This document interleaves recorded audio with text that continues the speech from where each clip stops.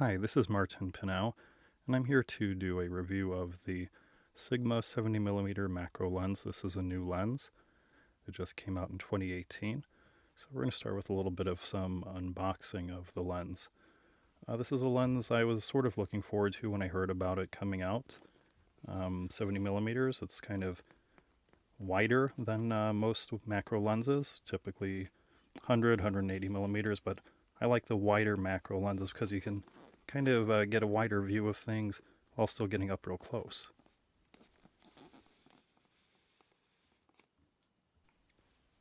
Now, Sigma, they've been on a roll lately with their art series. They've been known for very good quality, build quality, good image quality, and it's just great performance for the value. Now, this lens came in at about, I believe, around $500 to $600, and it seemed like a good deal to me for a macro lens with art quality. Now, as you can see here with the unboxing, this is typical of Sigma's packaging for their recent art lenses from what I've experienced. I also have the 85mm and the 50mm art lenses. And one of the nice things about Sigma is they include some accessories like the case as well as the lens hood, which I wish Canon would do as well. We're also looking at the copious amounts of, right here, this is the instruction sheet for the lens, all the different buttons and stuff that go on there and how to activate them and what they do.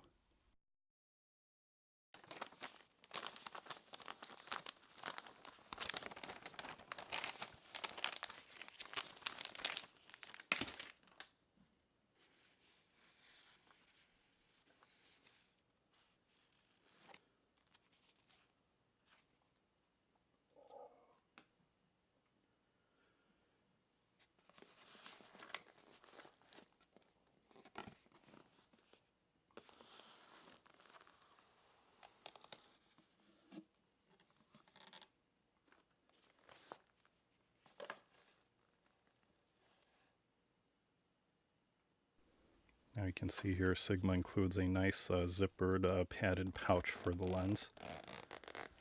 Again, a nice accessory that Canon doesn't give you unless you purchase an L lens.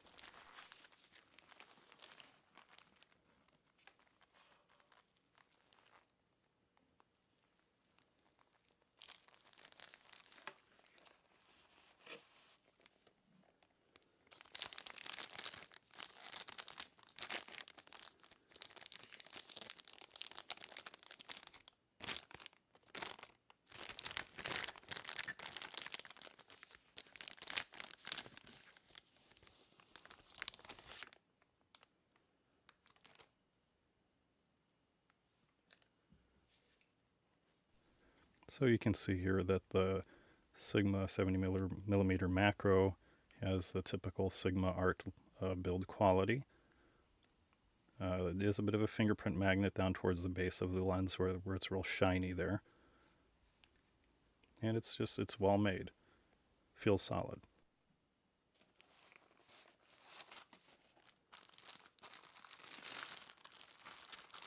And here's the aforementioned lens hood that is included with it.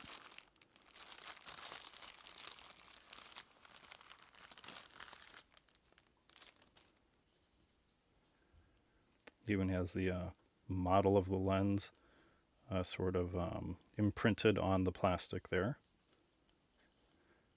And this lens hood, it goes on quite nicely. It fits very well. You don't have to struggle to get it on at all.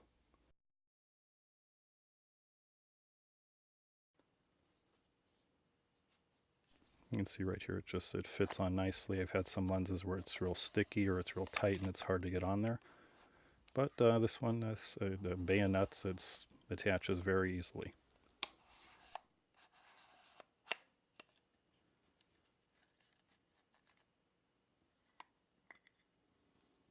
Here's the rear of the lens. The glass element isn't that close to the mount, like the 85mm L from Canon.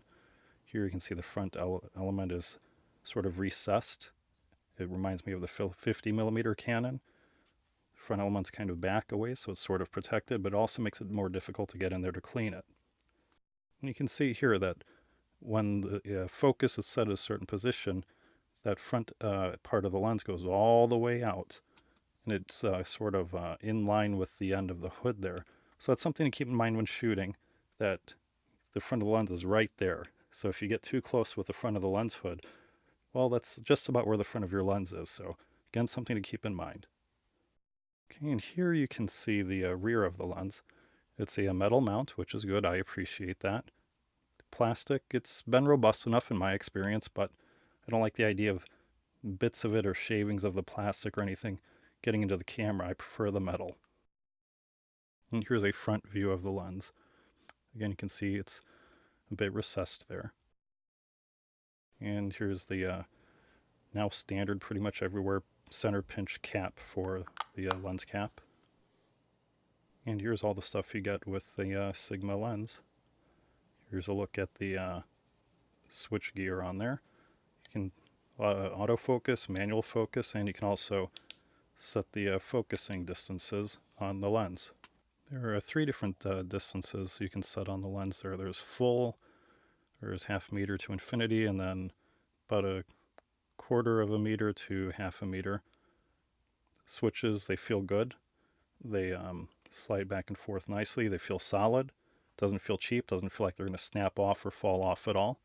And I thought it was sort of an odd or maybe interesting choice of Sigma to have the white paint underneath the switch for the autofocus.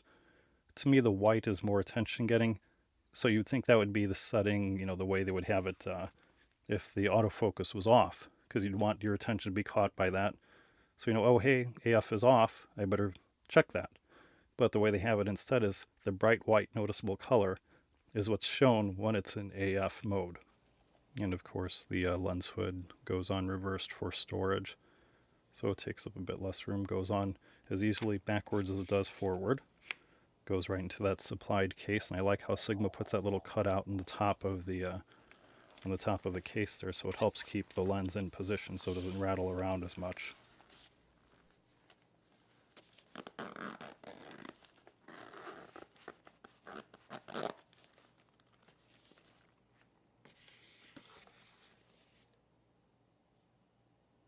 Yep, so there you have it. There's all the stuff you get when you buy the Sigma 70mm macro lens. You get the case, the lens hood, and the lens, of course.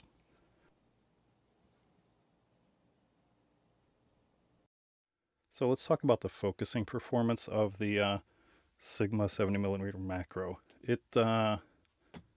It's interesting, I'll say that. I'm trying to be diplomatic and nice here.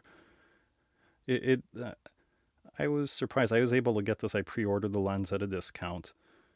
And that surprised me. I was like, why would they give me a discount for a pre-order? You always pay full price. So I don't know what was happening with that, but it made me a little bit suspicious. And I did have suspicions about this lens all along because they don't have their HSM focusing motor in here, the real quiet, quick one, kind of like Canon's USM. There's no mention of HSM on the box or the lens. So I said, boy, what kind of motor do they have on this thing? Is it going to be slow? Is it going to be noisy? And of course, there was just marketing speak from Sigma. They said it was fast. Of course, they said it was quiet. But I found it's not really any of those. So here's a little bit of a demo for you so you can see how the lens, how it focuses, the kind of noises you get, the kind of motions you get from it.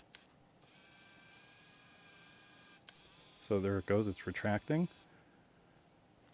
Okay, and then I'm just pointing it at a wall, so there's really not anything for it to focus. I just wanted to get that barrel moving in and out so you can see roughly the kind of autofocus speed that you get out of the lens.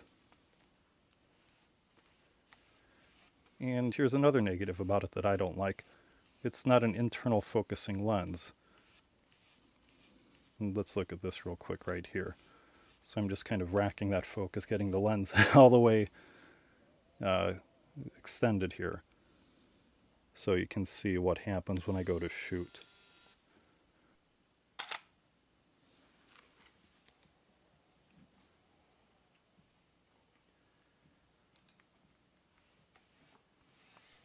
It's not exactly a speed demon. And the focus, whether you're shooting through the viewfinder or through live view, it's fairly similar. There's still equal amounts of hunting or how slow it is to achieve focus.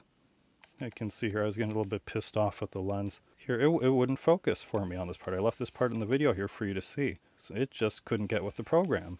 Just trying. Doesn't get it. Nope. There you go, finally. You know, it's like, I don't like that kind of performance. I want it to nail that focus every time reasonably quickly, not sit around there hunting. But to go back to the internal focusing, I just look at that. You got that front lens part there that's just going in and out, in and out. And I like my lenses to be of a consistent size when I'm shooting, so I know how close I can get this stuff. I don't have to worry about the front, sticking out when I least expect it. You know, I just think if you keep the lens hood on, it's not really a problem. But I mean, this is just so old-fashioned to me. This is, it's 2018. Why would they design a lens like this where the parts are moving in and out like that? I guess they wanted a compact size. Okay, so here's a little bit of what it sounds like. I put the camera right next to the microphone so you could hear what the motor would sound like when it's right by your head as you're shooting.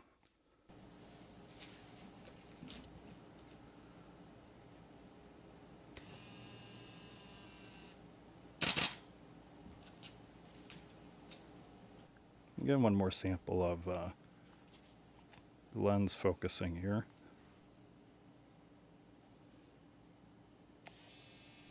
There you go, it was pretty fast that time. But still, it's not instantaneous like you get with the USM or Sigma's HSM motor. Again, here's another view of the barrel going in and out as you shoot.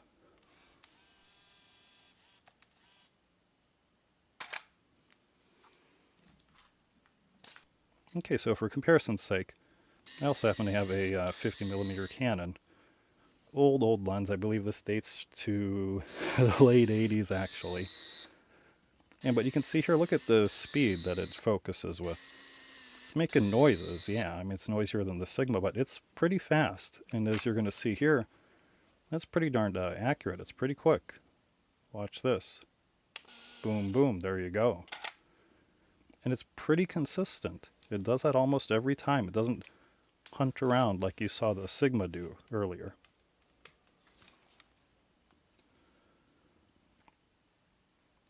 So here we go again. Boom. Got it right away. Can't say that about the Sigma, unfortunately. So here's another thing about the Sigma macro lens 70mm. It's what do you call it? It's a focus by wire lens. And I'm not a fan of that. I like it mechanical, where it's you twist the focus ring and it's tied to all the whatever's in there to move the focusing elements and all that. With the Sigma, it's kind of like the STM lenses of Canon. It's focus by wire. And focus by wire, when you focus manually, in some cases they have two speeds. Sometimes you turn the ring real quick and it focuses, changes the focal point real quickly. Then you can also turn it more slowly and it'll just focus very slowly. And that's what I'm demonstrating here. So we went from being focused in the foreground. I'm trying to focus on that point in the distance where the lines cross. You can see we're gradually getting there. It's taken a long time. I'm turning it slowly so I don't get that fast mode. I want you guys to see the slow mode. And it's just taking a lot of cranks of the focus ring to get there. We're almost there. Bear with me. We're just about there. It's taking many seconds for me to get there. We're just about there.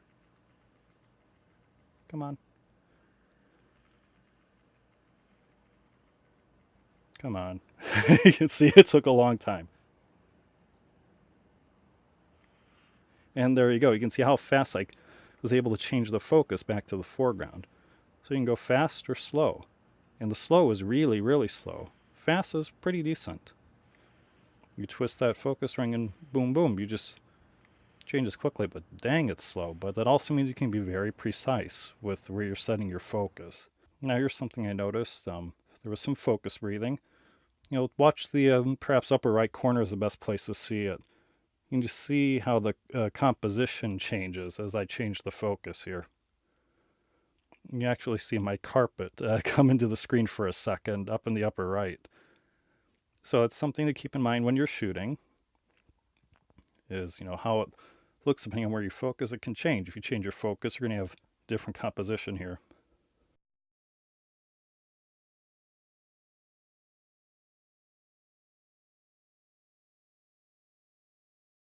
Let's see, there's my carpet making a cameo, and it's going to make one more appearance here. But just look at how that field of view changes as you adjust the focus with this lens.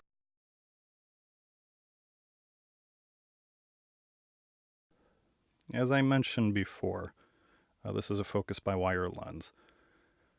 So let's say, and it's an external, it's not internal focusing either. So that lens changes its size as you shoot, depending on where you're focused, right? So you could end up in a situation like you see here on the screen. That lens is sticking way out. It's out of the the main part of the barrel there. And what do you do when you're done shooting for the day and you're ready to put your camera away? Are you going to just leave it sticking out like that? You actually don't have to worry about that. There is a function in the more recent Canon bodies where it'll retract a lens when you hit power off. And I'm going to demonstrate that for you here. So let's go ahead and watch that so you can see how it works. So there's the lens sticking out. Okay, so there it is. Camera's turning off. And there it goes. Lens retracts back in, which is a pretty nice feature. You don't have to worry about kicking it to manual focus and turning that focus ring to get that lens to suck back in. Here are a couple of shots of the lens in action out in the field. So you can kind of see how it looks mounted on a camera. So earlier in this interview, I really went after this lens about the autofocus. It's slow, it's noisy, and you've got the it's not internal focusing. It's just a very old-fashioned lens. I'm very surprised, like I said, that Sigma would come out with something like this in 2018. You know, photographers, we want something that focuses quickly. We want it to focus quietly. We want internal focus. We won't want a lens with a front element that's bouncing back and forth. So while the focusing is disappointing, I have to say, I really like the quality of the photos I got out of this lens. It did take a lot of work to get them, though. You know, focusing with this lens, the autofocus, is a struggle. I mean, you're going to get a lot of duds. You know, maybe take 10 shots. You might be lucky to get 2 or 3 that are an acceptable focus, where it focuses on the right place. So let's go ahead and take a look at these images here. Now here is a bee. I think it's a honeybee. And it's on what I think is a butterfly weed, the flowers there. And you can see this is really sharp. You know, I got lucky here. It really nailed the focus right on the face of the bee here. You can see the hair on it. It's a great image. I mean, very good quality, very sharp. And the color is good. You know, a nice color rendition. There's some lenses known for great color, like the Canon 135 millimeter. And, you know, the Sigma 70, it holds up. It's, you know, good color. And let's check out some of these other images. Here's the ladybug. The bokeh looks pretty good in the background. It's not too busy. Here's some kind of spider. Again, they're good, sharp images. It's, you know, even at f5.6 here, I'm still able to get that really nice, you know, creamy background where you can separate your subject. I mean, this is a good lens when it works right. And some water droplets, a little bit cliche, but, you know, got to show it so you guys can see the kind of detail we can get here out of the lens. This is a really great photo. I like this one. Just look at all that detail, the individual hairs on the grasshopper. Look at its eyes. You can even see some little veins in the leaf. Again, this lens, you can capture great detail with it, but it takes a lot of work to do it. You know, it's not just something where you're going to go out and, you know, boom, boom, there you go. Oh, got a great picture. No, this one, you've got to be patient. That Sigma 70, you got to be patient with it. You got to work hard. You got to hope your subject is fairly stationary, doesn't move around much. Because this lens, the autofocus is not good. It's slow, inconsistent sometimes. You really got to work for these pictures. And then last one here is just, you know, flowers, so you can see something a little bit farther away from the subject. Okay, so we're going to come to a conclusion. I think you guys know where I'm going to go with this. It's a nice lens. Good. It's good image quality. The build quality is good. Color's good. I mean, if you just throw away all the stuff about the autofocus, this is a great lens, worth the price. It's nice. You get some great pictures with it, but doggone it, it's hard to shoot with. It's not like the Canon 100mm L, where you just pretty much every time you nail it. You don't get a lot of garbage shots out of that lens. With a Sigma, you're going to get a lot of duds. Okay, and then I'm not going to beat a dead horse here, but we got the slow, noisy autofocus, kind of archaic. I mean, geez, it's got a lot in common with that Canon 50mm from the 80s. I don't know. I don't know if they built this lens to cost or what they were thinking, but yeah, this was a shoot, and I guess in a way a miss for Sigma here. Again, focus by wire. I personally am not a fan of that. I don't like it, but some people do or they don't care. But focus by wire is not for me. And then again, the internal focus. You got that front element going back and forth and stuff, and I don't care that they have the markings on the front there to show what is it? I don't know, MFD or something, or your reproduction ratio. I don't care. I mean, that's just the way I shoot. When I do macro, I go out there. I don't have a tripod. I don't have a monopod with me either, usually. I'm just out in nature, wind's blowing, and I'm doing it handheld. I'm just trying to get a good picture. Some people, they're trying to shoot for, I don't know, scientific purposes where scale is really important, then maybe they might care about that stuff, but me, I don't. Okay, so I've mentioned a few other lenses over the course of this review. There are some alternatives. So what we have here are what I think are the lenses that are closest, I guess just going by focal length, closest to the Sigma 70mm. Left side, we have the old venerable Canon 50mm compact macro, as they call it. And this is the older lens, as I've been saying. I don't know a lot of people who have it. I haven't seen it in the wild, actually. Then we've got that 70mm Sigma that's the subject of the review. Then to its right, we have the 100mm Canon L macro, which a lot of people have, very popular, and for good reason. So let's go ahead and talk about the Canon 50mm first. Like I said, it's older. I believe it's actually out of production now. Last year or the year before, it was discontinued, is the term I'm looking for, was discontinued. They announced discontinuation of the lens. And I don't even know if you can buy this anymore. If you can find it, it's going to be a used copy, maybe a refurb. And I believe the price comes in around $300 or so. Okay, so it's cheaper than the Sigma 70mm. And again, the issues with this 50mm, noisy autofocus, but it's fast and it's consistent, and you get good image quality out of this. So it's an option if you're considering the Sigma 70, but I don't know if I would go there. I really wish Canon would go and make a new 50mm macro.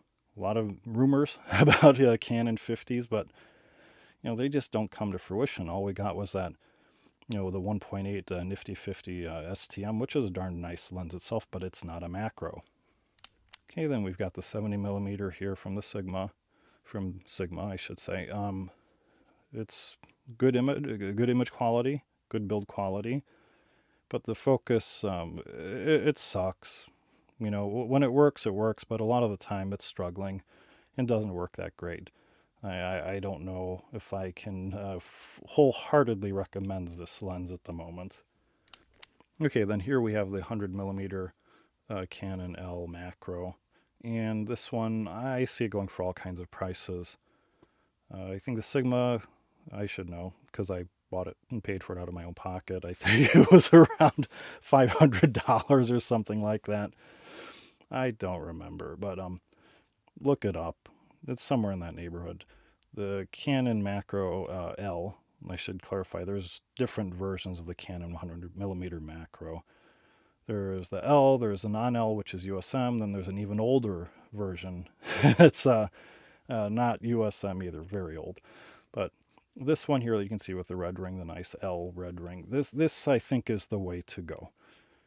I see it going anywhere from $750 to over $1,000, depends on if you catch a sale or if you get a refurb. But I think this 100 is the way to go if you're going to do macro photography. It's got image stabilization, which the Sigma doesn't. I forgot to mention that. No IS in the Sigma. But at 70 millimeters, if you follow that rule of 1 over focal length, 1/70th, 1/80th, that's you should be able to handhold that. You should have a decent shot of getting a good sharp image at those focal lengths. But I mean, I wish it had IS. I love IS. I wish every lens had it. I'm not one of those guys that says, "Oh, I don't want image stabilization. It adds a complexity and cost of the lens." I don't care. IS saves pictures. I want to be able to shoot at 1/40th or 1/20th if I have to. And IS gives you that option. And the 100 millimeter, you can use it as a portrait lens. And this is it's a great lens. Good L build quality.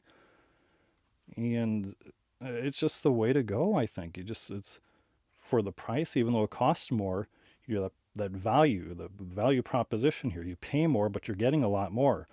Getting the Canon native autofocus quality. You're getting the USM motor, which is brilliant. Very fast, very consistent. You're getting a lot of things that the Sigma is lacking by spending that extra. Depends on what kind of cell you get, $250 to $500. Yeah, it's a lot of money, but you're gonna love this lens. This is really the way to go here. Now here's an image of all three lenses with the lens hood mounted. That's just so you guys can get some perspective about the different sizes of the lenses. It's the 50 is little, it's small, it's light. It's actually kind of dense for its size, but again, it's small and relatively light. You've got the Sigma, which again to me felt pretty light for its size, and it's not that complicated of a lens, I don't think. There's no IS in there, so you don't have those elements. It's only f2.8, so the elements aren't that large. And to the right, you've got the Canon. Again, it's the bigger lens, but it's not obnoxious. It's not heavy. It's not unwieldy. It's a good size. It feels good in your hand. You can hold it steady quite easily. And here's that older Canon 100 f2.8 macro.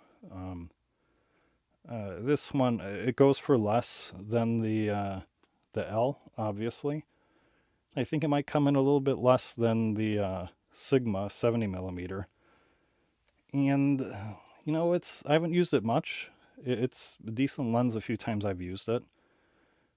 And you can hear me hemming and hawing here, but I think this might be the way to go instead of the Sigma 70 as well, because it's got the USM.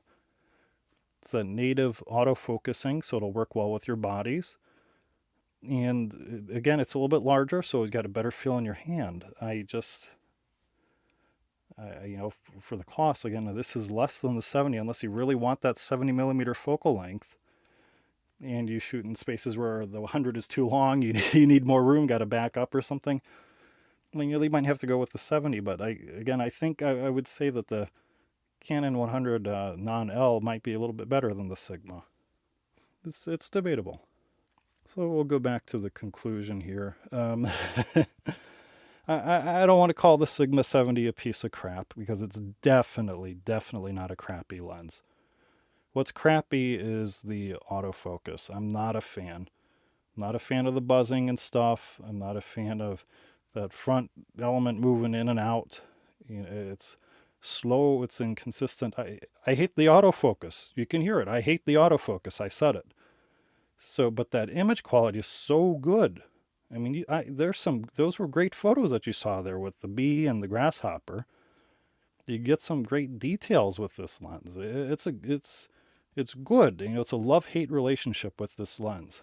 So with that, I cannot recommend you go out and spend your $500 or whatever it is on this lens. It's just, unless you're made of money, you do whatever you want. But for your hard-earned money, a lot of people can't afford this kind of stuff. Can't just plunk down $500 and think nothing of it. I'm going to say skip this lens. Skip the Sigma 70, unfortunately. If you get it, you're going to get some great shots, but it's hard to work with, very inconsistent, unless you're somebody who's shooting in a studio. And let me clarify this. Like I said, I go out on my lunch break, go to a park, I'm taking pictures of the bees and the flowers, handheld, no flash, no nothing. I'm just holding the camera in my hand, and whatever the weather is, the weather is. It might be windy, so I got to use that AI servo mode to try to keep focus on that on that flower as it moves around. And I know macro lenses aren't the greatest at that, but I have the Canon 180. That one holds its own. The Canon 100L holds its own. But the Sigma cannot keep up. It has a hard time on focusing on stuff that's moving at all.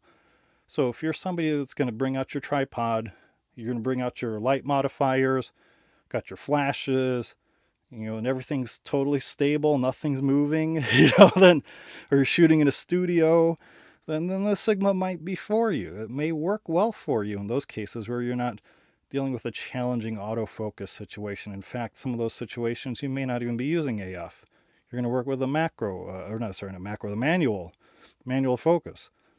So that may be a non-issue for some people, but for me, and I guess for a lot of people, where we just kind of go out there and shoot from the hip and just, hey, let's go get some pictures of bugs and flowers, then the Sigma is going to be a challenge for you. So in summary, I think I would recommend you spend that extra money on the Canon 100mm L.